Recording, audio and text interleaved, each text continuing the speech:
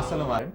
আমি ঢাকা বিশ্ববিদ্যালয়ে আন্তর্জাতিক সম্পর্ক বিভাগে সম্মানে পড়ছি। আন্তর্জাতিক সম্পর্ক নিয়ে পড়ছেন? জি। কিন্তু আমি আপনাকে আন্তর্জাতিক সম্পর্ক নিয়ে জিজ্ঞেস করব না। আমি আপনাকে জিজ্ঞেস করব অদ্ভুত একটা জিনিস। সেটা হচ্ছে, আপনি যদি আজকে রাতে ঘুমিয়ে পড়ে কালকে সকালে উঠে দেখেন যে আপনার বয়স ৮০ বছর, আপনি কি করবেন? ঘুমেতে উঠে প্রথমে চশমার কাজটা মুছবো আয়নাতে নিজেকে দেখে, কারণ ৮০ বছর হয়ে গেলে তো এটা খুব চিন্তার ব্যাপার। আচ্ছা, আবার পুনরায় ঘুমিয়ে যাবো। কেন? কারণ তাহলে নিশ্চয়ই বয়স ১৬০ হয়ে যাবে। একবার ঘুমালে যদি ৮০ বছর হয়, তাহলে দুবার ঘুমালে ১৬০ বছর হবে। তাহলে তো ২টা শতাব্দী আমি দেখতে পারবো। আপনি দুটো শতাব্দী দেখতে চান? জি। তার মানে হচ্ছে এরপরে যিনি বসে আছেন মিটি মিটি হাসছেন, তার ৮০ বছরের চেহারাটা আপনি কল্পনা করেছেন। খুব ভালো হবেন তিনি, তার পাকা দাড়ি থাকবে এবং চুল নাও থাকতে পারে। আপনার নাম?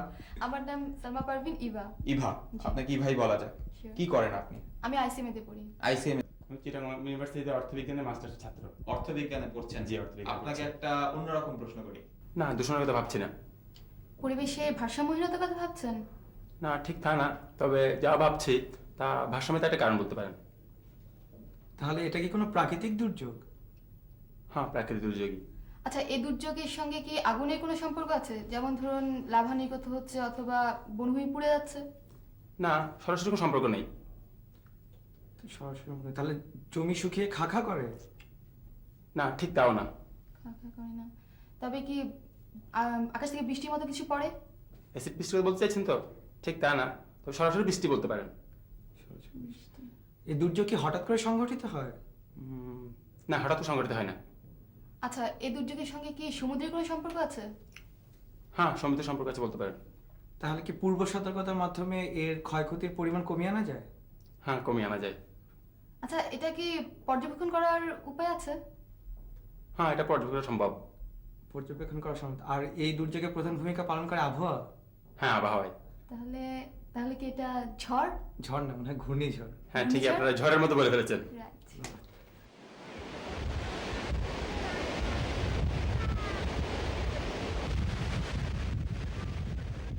ঘূর্ণিঝড়। সাইক্লোন শব্দটি এসেছে গ্রিক শব্দ কাইকসলস থেকে। শব্দটির অর্থ সাপের কুণ্ডলী। পূর্ব পশ্চিম বরাবর রেখার দুপাশে রয়েছে বিষুবরেখা অঞ্চল। এসব এলাকায় বছরে প্রায় সময়ই সূর্যের আলো এসে পড়ে লম্বভাবে, ফলে খুবই উত্তপ্ত হয় পানি।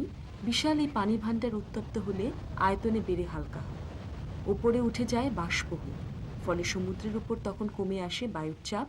এই অবস্থায় চারিদিক থেকে শীতল বায়ু প্রবল বেগে সমুদ্রের দিকে আসতে থাকে। অন্যদিকে পৃথিবী তার আহ্নিক গতির ফলে ২৪ ঘন্টায় একবার নিজ অক্ষের উপর ঘুরছে। এই দুই গতির ক্রিয়ার ফলে একটি ঘূর্ণন গতির সৃষ্টি হয়। এটাকেই বলে সাইক্লোন বা ঘূর্ণিঝড়। আমাদের দেশে প্রাচীনতম যে সাইক্লোনের কথা আমাদের জানা তা হচ্ছে বাকেরগঞ্জ সাইক্লোন। ১৮৭৬ সালে এই ঘূর্ণিঝড়ে মারা গিয়েছিল ১ লাখের বেশি লোক। ১৯৭০ সালের ১২ নভেম্বরের ঘূর্ণিঝড় গোর্কিকে অভিহিত করা হয় ভয়াবহতম হিসাবে।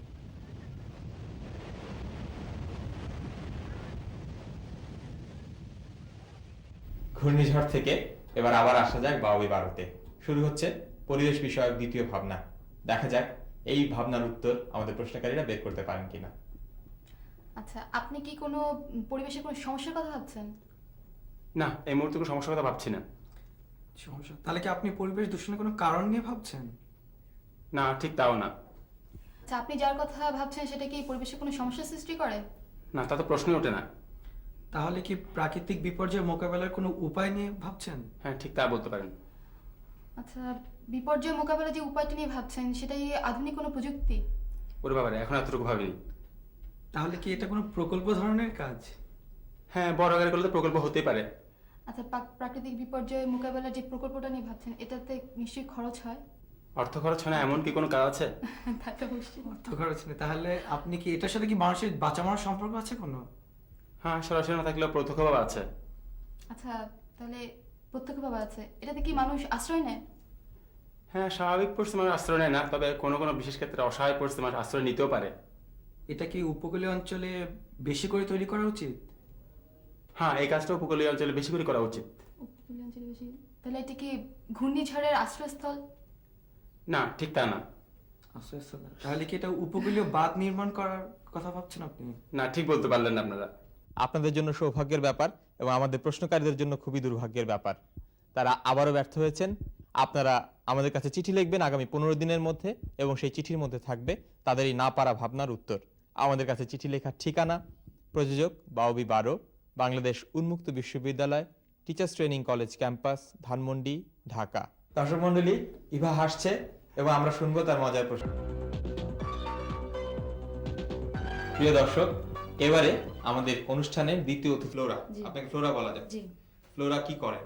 আমি ফার্স্ট ইয়ারে পড়ি কলেজে। কলেজে পড়ছেন, জি। পড়াশোনা খুব চাপ, জি খুব বেশি। জি এই সময় আপনাকে একটা হালকা করা যাক। জি। চলুন আমরা একটি ছোট্ট বন্ধুর কাছ থেকে কবিতা শুনি।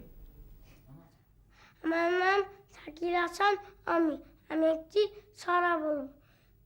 সিংহের তলায় ফিঙে নাচে, নাচে দোয়েল পাখি, চুন্দরকে সবাই মিলে করছে ডাকাডাকি।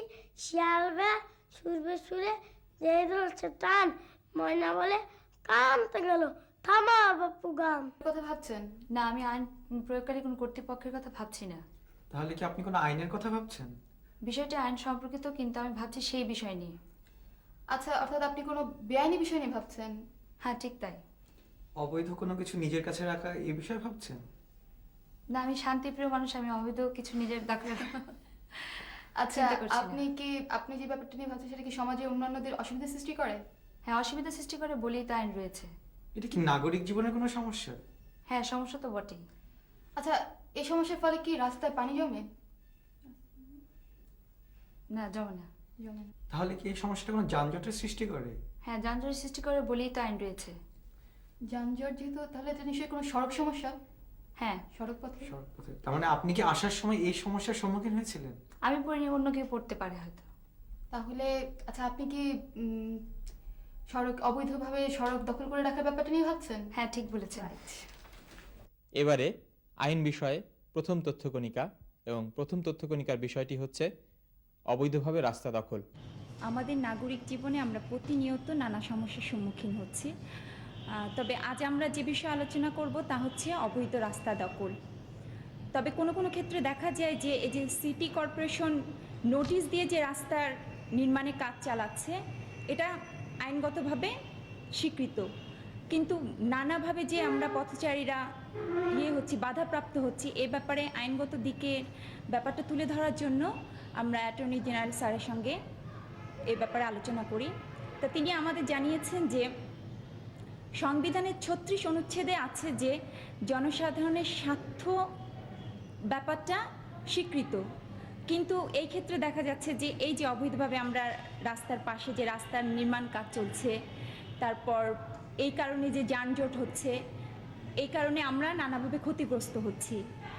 এর জন্য আমরা ক্ষতিপূরণ চাইতে পারি। টটের আইনে এ ব্যাপারে নাগরিকরা যে ক্ষতিগ্রস্ত হবে তার জন্য তারা ক্ষতিপূরণ চাইতে পারে, কিন্তু মানে কখন ক্ষতিপূরণ চাইবে? যখন আমরা এই যে ব্যক্তিগতভাবে আপনি রাস্তার পাশে বাড়ি নির্মাণের সামগ্রী রেখে পথচারীদের চলাফেরার বাধাগ্রস্ত সৃষ্টি করছি, বা দেখা যাচ্ছে যে একটি রাস্তা নির্মাণের জন্য একজন রুগীকে মানে দ্রুত তার হাসপাতালে পৌঁছানো দরকার, কিন্তু তিনি পথে কী হলেন, অসুস্থ হয়ে পড়লেন বেশি বা মারা গেলেন।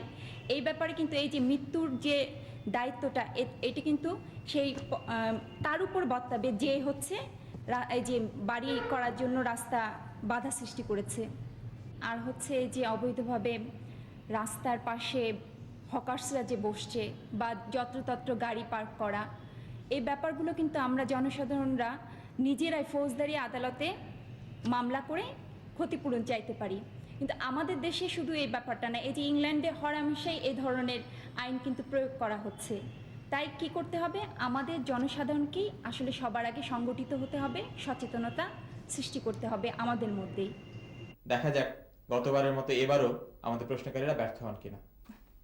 আপনি কি কোনো আইনের কথা ভাবছেন? না, এটা ঠিক আইন না, এটা নিয়ম। তাহলে আপনার এই নিয়ম কি আইন বহির্ভূত? না, এটা আইন বহির্ভূত না। এটা কি গ্রামের চেয়ে শহরে বেশি কার্যকর? হ্যাঁ, এটা গ্রামে নেই বললেই চলে, গ্রামের ব্যাপার স্যাপার নেই।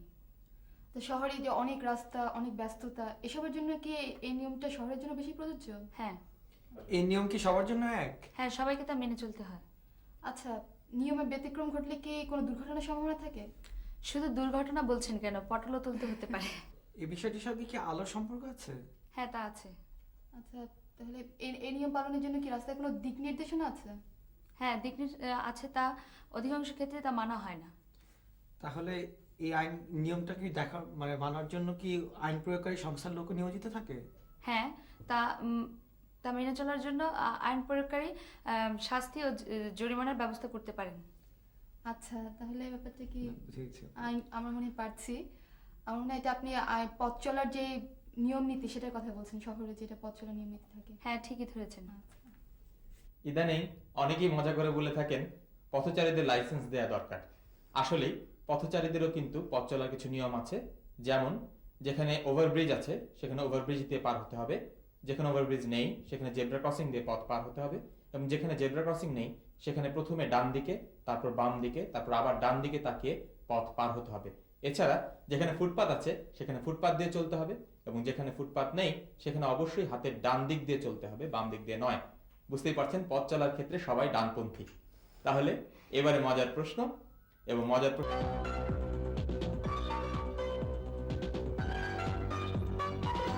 এবার একটু অবাক হওয়ার পালা, কেননা নিয়ম মতো এখন আসবার কথা ছিল একজনের, কিন্তু এসে হাজির হয়েছেন দুইজন। একজন এসেছেন হাতিয়া থেকে, আরেকজন এসেছেন চট্টগ্রাম থেকে। আমি এদের সঙ্গে আগেই কথা বলেছি। হাতিয়া থেকে যিনি এসেছেন এবং চট্টগ্রাম থেকে যিনি এসেছেন দুজন একসাথে এসে হাজির হয়েছেন, এবং তারা রাজি হয়েছেন যে দুজনেই আজকের অনুষ্ঠানে একটা ভাবনা ভাগ করে নেবেন। তো আপনারা তো তাহলে খুব ভালো বন্ধু, দুজনে ভাগাভাগি করতে রাজি হয়েছেন। কিন্তু মজার প্রশ্ন ভাগ করা যাবে না, এবং দর্শক মন্ডলীর সঙ্গে আগে পরিচিত হতে হবে। আপনার নাম? আমার নাম মোহাম্মদ সাফায়েতুদ্দিন যতন। সাফায়েত। আর আপনার নাম? মোহাম্মদ সাইফুল কাদের। সাইফুল। সাফায়েত এবং সাইফুল দুজনেরই নাম এস দিয়ে শুরু হয়, কিন্তু মজার প্রশ্ন কিন্তু এস দিয়ে শুরু হবে না। সাইফুল, আপনার জন্য আছে একটা ছড়া, ছড়াটা শুনুন। আইরে আইটিয়ে নাই ভরা দিয়ে নানিয়ে গেল বল মাছে, তাই না দেখে ভোদরে নাচ, ওরে ভোদর ফিরে যা, খোকারে নাচন দেখে যা। সাইফুল, ফাইজার ছড়াটা তো শুনলেন, খুব ভালো পড়েছে। হ্যাঁ, আপনিও শুনেছেন খুব মনোযোগ দিয়ে। প্রশ্ন কিন্তু সেইটা না, প্রশ্নটা আপনি কি কোনো বিজ্ঞানীর কথা ভাবছেন? না, আমি কোনো বিজ্ঞানের কথা ভাবছি না। তাহলে কি আপনি বিজ্ঞানের কোনো আবিষ্কারের কথা ভাবছেন? হ্যাঁ, আপনি ঠিক ধরেছেন। আবিষ্কার? আচ্ছা, এটা কোনো মানুষ হত্যার কাজে ব্যবহার করা যায়? না, এটা মরণস্থান নয়, তবে দুর্ঘটনা ঘটলে মৃত্যু হতে পারে। আচ্ছা, আপনার এই ভাবনাটির বিষয়ের মধ্যে কি তার আছে, অর্থাৎ এর মাধ্যমে কি যোগাযোগ করা সম্ভব? তার নাই, তবে যোগাযোগের জন্য এটা অন্যতম বৈশিষ্ট্য। আচ্ছা, যোগাযোগের জন্য এটা কি মহাশূন্যের মাধ্যমে করা হয়, মানে এই যোগাযোগটা? না, এটার সাথে মহাশূন্যের কোনো সম্পর্কই নেই। মহাশূন্যের সম্পর্ক নেই। তাহলে আপনার আবিষ্কারটি কি কোনো যানবাহন? হ্যাঁ, আপনি আমার ভাবনার কাছাকাছি এসেছেন। যানবাহন? আচ্ছা, এটা কি কোনো লাইনের উপর দিয়ে যায়? হ্যাঁ, চলে।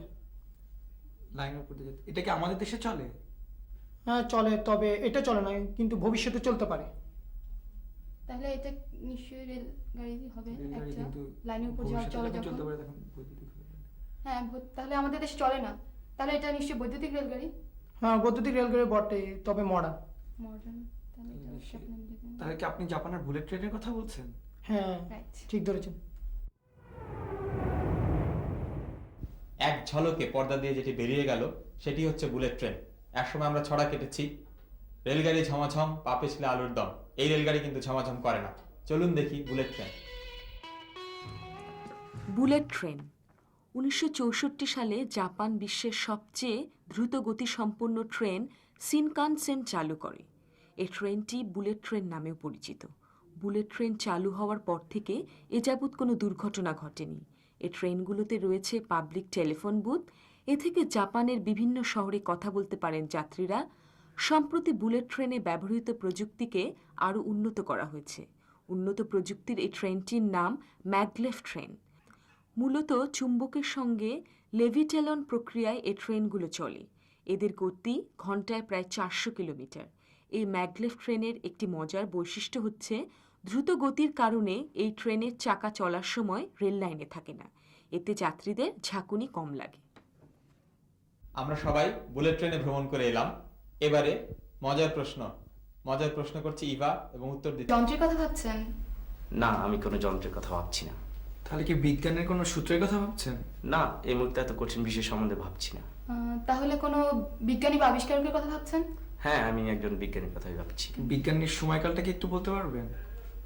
না, ঠিক দুঃখিত, এই মুহূর্তে সময়কালটা বলা যাবে না, তবে উনি ইতালিতেই জন্মগ্রহণ করেছেন। আচ্ছা, বিজ্ঞানী আবিষ্কৃত যন্ত্রটি কি আবিষ্কৃত বিষয়টি কি কোনো যানবাহন? না, যানবাহন নয়, তবে যোগাযোগ রক্ষা করতে পারে। যোগাযোগ রক্ষা করতে পারে? তাহলে কি এর মাধ্যমে মানে যোগাযোগের মাধ্যমে সময় তার ব্যবহৃত হয়? না, তার ব্যবহৃত হয় না, তবে তার ব্যবহার হয় না হওয়ার কারণেই এর মূল্য অনেকখানি। আচ্ছা, এই যোগাযোগের জন্য কি মহাশূন্য ব্যবহার করা হয়, মানে মহাশূন্যে কিছু স্থাপন করা হয়? না, আপনি নিশ্চয়ই স্যাটেলাইটের কথাই বলছিলেন, কিন্তু না, এমন কোনো বিষয় নেই। যন্ত্রটি কি সারা বিশ্বে ব্যবহৃত হয়?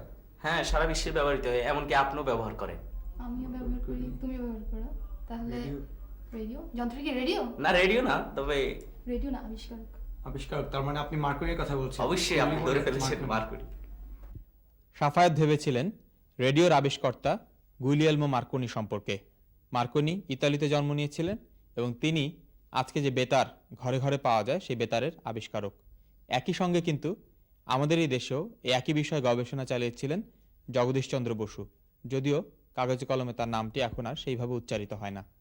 প্রিয় দর্শক, আমরা আমাদের আজকের অনুষ্ঠান এখানেই শেষ করতে যাচ্ছি, তবে তার আগে আপনাদের জন্য কিছু কথা।